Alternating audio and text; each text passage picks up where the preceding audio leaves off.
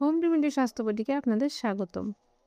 Chemical product use করে skin damage করছেন, natural ওয়েতে গ্লো চান, তাহলে এই বাথ পাউডারটা দেখে নিন। ডেইলি সোপ ইউজ করলে স্কিন ড্রাই, ডাল আর আনইভেন টোন হয়ে যায়। Solution: homemade skin brightening bath powder.